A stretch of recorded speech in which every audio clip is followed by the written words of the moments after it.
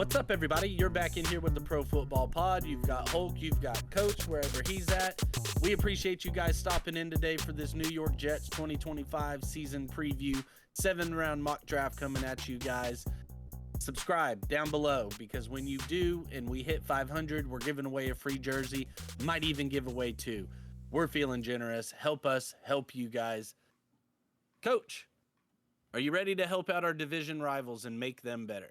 We made the Patriots way fucking better, so I think that we could probably do the same. The people for the didn't Jets. think so, because for whatever reason they wanted Matthew Golden at number 4 overall. But Yeah, hey, here we heard. are. Yeah, here we are. So yeah, hey, let's go. New York Jets. You've got a new head coach with Aaron Glenn.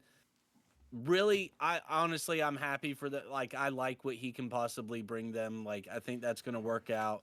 Added Justin Fields at quarterback, Brandon Stevens at corner, Tyler Johnson at wide receiver, Derek Nandi at defensive tackle, Josh Myers at center, Okorafor at offensive tackle for you, and Andre Cisco at safety. Lost, we all know, Aaron Rodgers, Devontae Adams, they're on the way out. DJ Reed, their stud number 2 corner, he's left him as well. Not too many departures. I mean, the guys that did depart, like, were at major positions. Yeah. But I really like our chances here with 8 picks to go ahead and make this team better. I mean, So let's go ahead and start that Fields draft for him. Means that you don't have to take Shedeur Sanders or whoever's available at 7. You're not forced. Yep. So that was a really smart decision by them. Ashton Genty goes 6, Tet McMillan, Mason Graham, Abdul Carter, Travis Hunter, Cam Ward. It leaves us with Will Campbell as the top prospect. And see, I think for the Jets, I'd rather go Membu. Okay, let's hear why. Because I think Membu is more of your prototypical offensive tackle. He's an athletic specimen for his size and at that position.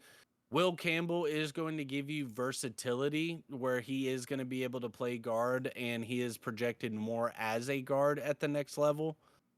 So because I can his shorter arms. Yeah, and I can understand like the argument for Will Campbell. To me, I would take Membu just for specifically on what the Jets need, because I think they need a tackle, and they need a right tackle. And that is what Membu will give them. 3 sacks in his whole career, 8 hurries this past year. He's developed to the point where this past year was his best year. For Will Campbell, he was dominant. He wasn't quite as dominant. So I'm with you.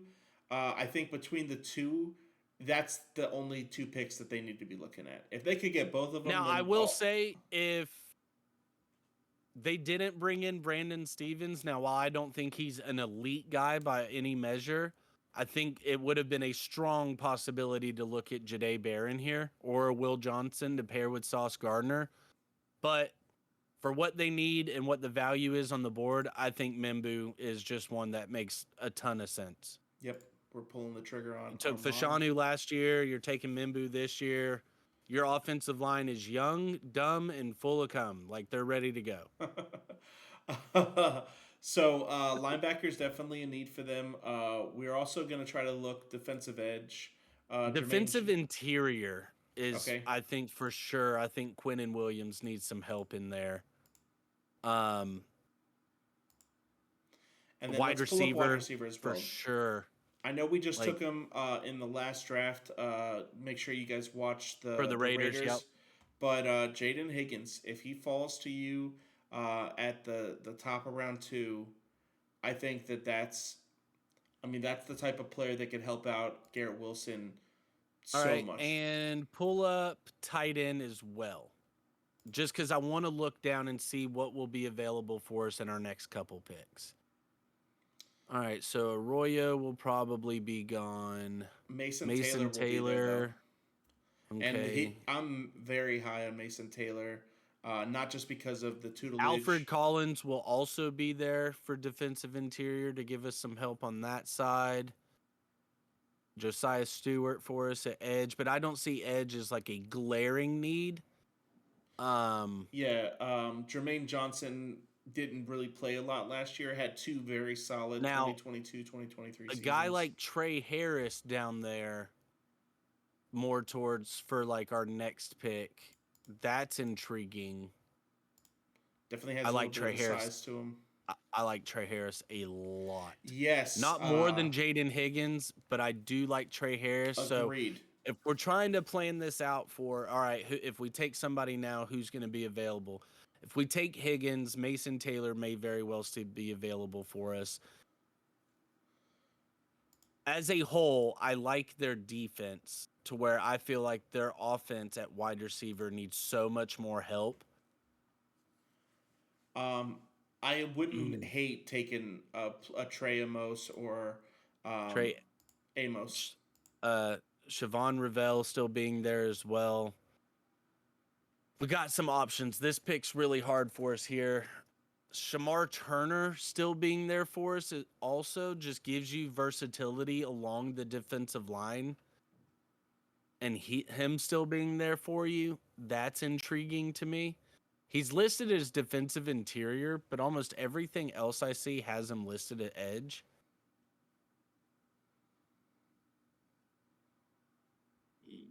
All right. We got to make a decision here. I kind of like taking corner here. I know it's going to be doubling up on Ole Miss players, but then at 73, either taking Mason Taylor or Trey Harris, I think to Mm-hmm. bring in some offensive help would be huge. But I kind of do like taking a little bit of defense right here, just because. Ooh, scroll down a little bit under Jaden Higgins. JT Tui Malau. Mm-hmm. Yeah, he's listed at edge, but I do believe he is the bigger body of the edge. He's given you, 6'5", 6'5", definitely 269. athletic So he's though. not giving you a lot on the interior on that with that size. Brandon Stevens, I believe, got signed to a 3-year deal. So for me, I think Jaden Higgins. Like that's the player that keeps coming back to my brain because I don't think anybody after that is along those lines of what he can give you. And I think what's available for us at tight end, what's going to be available for us at defensive interior, like that value's still going to I be mean, there for even us on our going next Harold pick. Fannin at 73, it's a bit of a reach. We could potentially, 110 if he's still there for us. Like, yeah. so, yeah, like, I'm with you 100%. Jaden Higgins is the top 4 yeah. receiver on my board. And he's just a different player than Garrett Wilson. He's the bigger body Very. guy. He's More more of the possession. downfield threat, whereas Garrett is more of your middle of the field, just find the window. So, yeah, let's go Jaden Higgins here.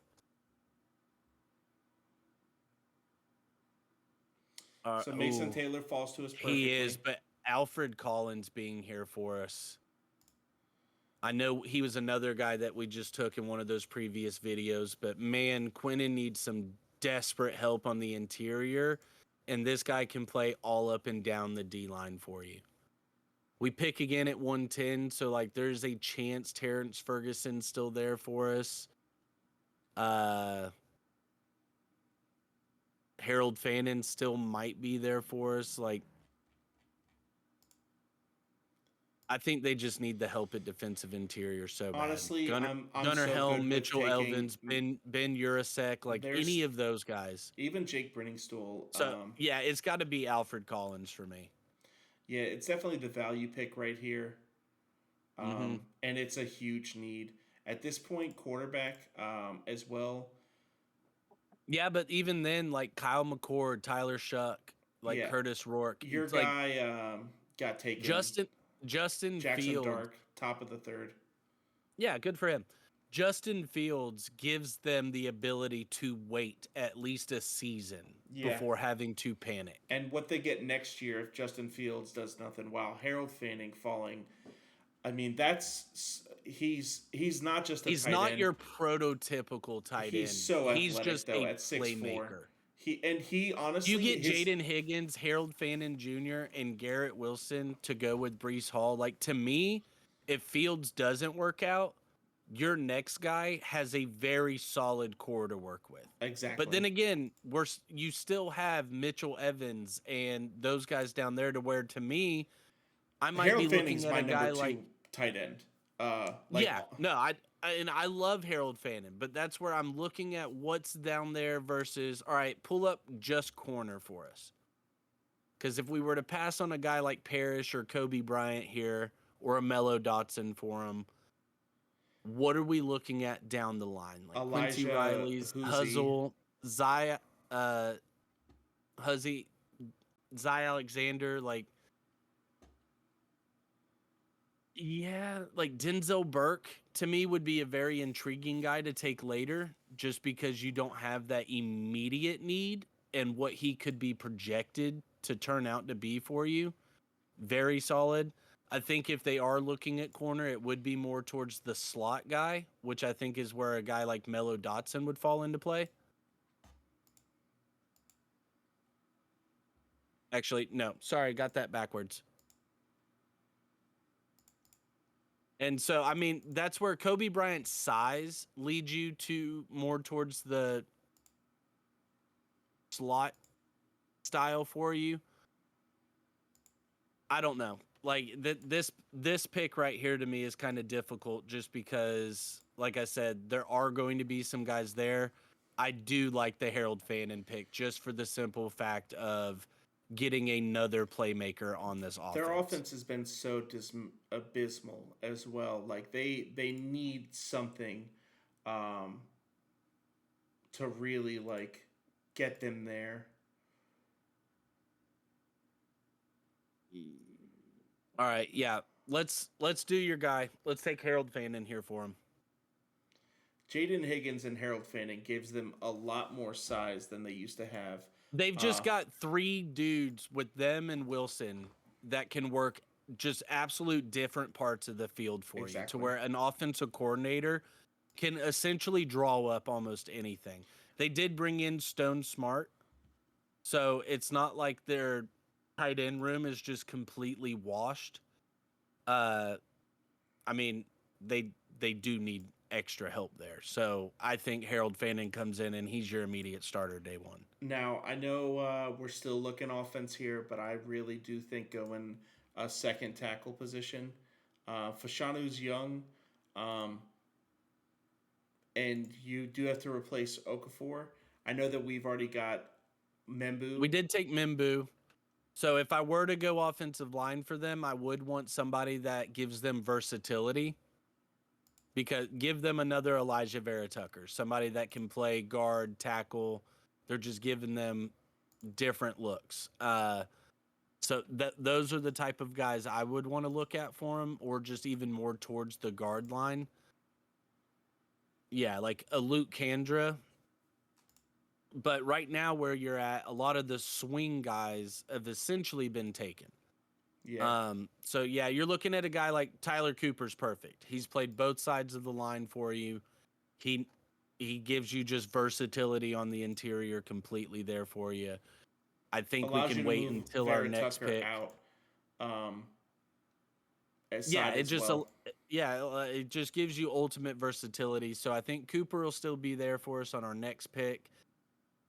We already got our tight end, Billy Bowman Jr.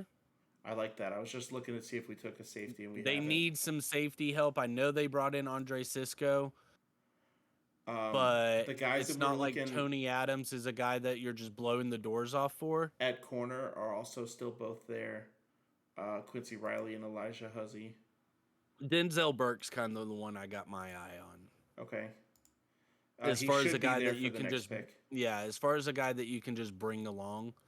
Also, Jalen Smith, Jason Marshall Jr. Them getting Brandon Stevens allows them a little bit of patience on their cornerback room.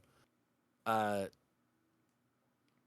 yeah, I think a guy like Billy Bowman giving them some extra help in the DB in that back end, that would be my thought right here. Yeah, I like that. And look who's on the board for us again right here.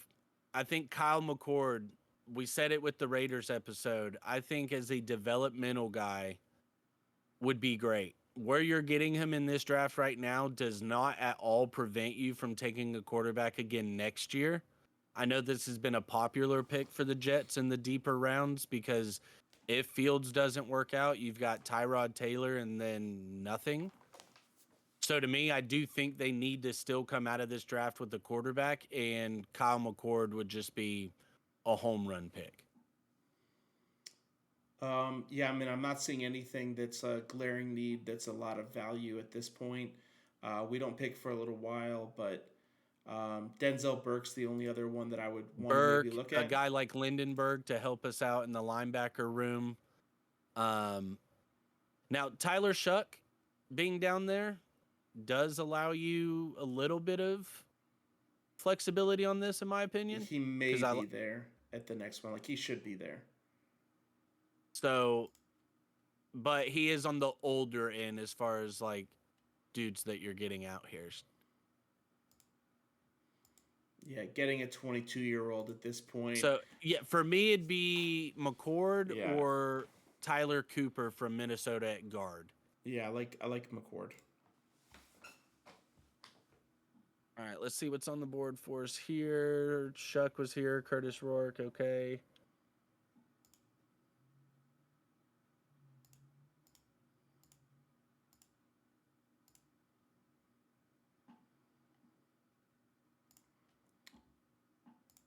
They brought in Josh Myers. They still have Joe Tippmann.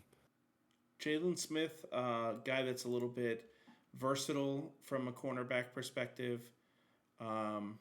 We also have Jackson Slater, a little bit of versatility. You know, played multiple positions in college. Small school guy right there. Dylan Fairchild from Georgia at guard. Like him a lot.